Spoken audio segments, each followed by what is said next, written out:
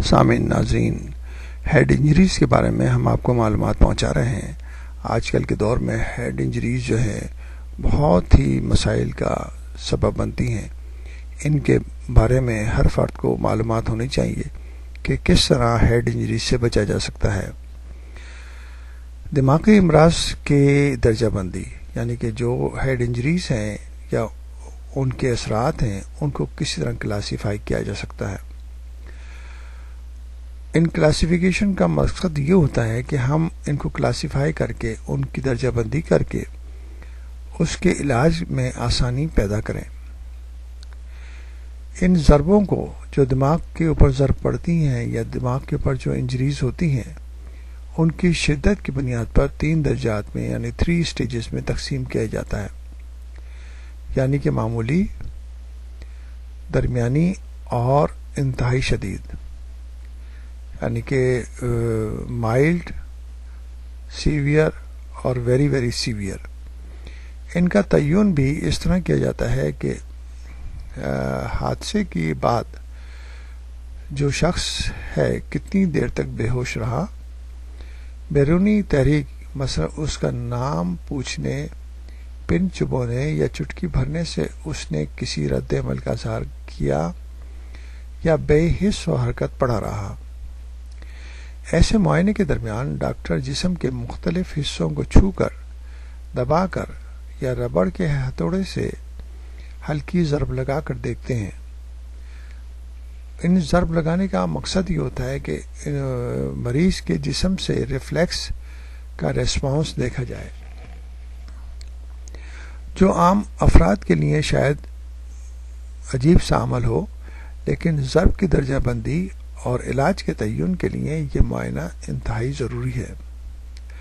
بعض رشتہ دار شکایت کرتے ہیں کہ مریض بے ہوش تھا اور ڈاکٹر بار بار اس کا نام پوچھ کر اور آنکھوں میں ٹارچ کی روشنی ڈال کر مریض کو تنگ کر رہے تھے۔ ایک اور درجہ بندی اس بنیاد پر بھی کی جاتی ہے کہ ضرب صرف اسکل یعنی کہ کھوپڑی اور دماغ کی جھلیوں تک محدود ہے یا دماغ کے اندر خلیے یعنی سیلز اور مراکز کو بھی متاثر کر چکی ہے۔ بیرونی ضربوں کی مثال سر پر گومڑ پڑ جانا،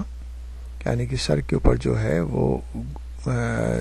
ضرب پڑی ہے، وہاں پر خون جمع ہو گیا ہے، کھوپڑی کا فریکچر یا دماغ کی جھلیوں یعنی کہ میننجز میں خون کا رساؤ ہیمیٹوما کہلاتا ہے۔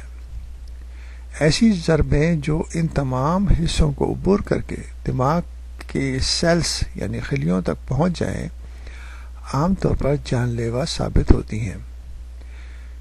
یا پھر مریض تمام زندگی کے لیے معذور ہو جاتا ہے۔ مثلا تیز دھار آلے یا گولی کا زخم، دماغ کے مختلف حصوں کو ان کے افعال کی بنا پر مخصوص مراکز کی حیثیت سے پہچان لیا گیا ہے، جیسے سونگھنے،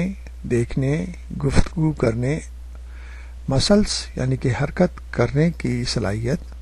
سماعت یعنی سننے کی صلاحیت اور غور و فکر کرنے کے مراکز وغیرہ وغیرہ۔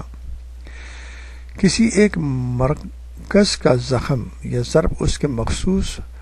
فعل کو معطل کر سکتی ہے۔ مثلا سر کے پیچھے ضرب لگنے سے مریض عارضی یا دائمی طور پر بینائی سے محروم ہو جاتے ہیں، کیونکہ دماغ کا جو حصہ ہے یا برین کا جو حصہ ہے، پیچھے کا حصہ جسے آکسیپیٹل لوب کہا جاتا ہے، وہ حصہ جو ہے بینائی کو کی سسٹم کو، بینائی کی میموری کو کنٹرول کرتا ہے۔ اگر اس حصے میں سخت چوٹ لگی ہے تو دیکھنے کی صلاحیت اور دیکھنے کی میموری ختم ہو سکتی ہے۔ کن پٹی پر چوٹ لگنے سے عضلات مفلوج ہو سکتے ہیں، یعنی کہ وہ کن پٹی کا ایریا ایسا ہے کہ وہاں پر جو برین کا پورشن ہے وہ پورے موٹر سسٹم کو اور وہ مسلس کے فنکشن کو کنٹرول کرتا ہے، اور اس کے نچلا حصہ جو ہے وہ ٹیمپورل لوب جو ہے وہ سماعت کے ایریاز کو، سماعت کے سسٹم کو، سننے کے سسٹم کو کنٹرول کرتا ہے۔ تو اگر اس جگہ چوٹ لگے گی تو مریض سماعت سے بھی محروم ہو سکتا ہے، اور اگر عضلات مفلوج ہو جائیں تو چلنے پھرنے سے بھی محروم ہو سکتا ہے۔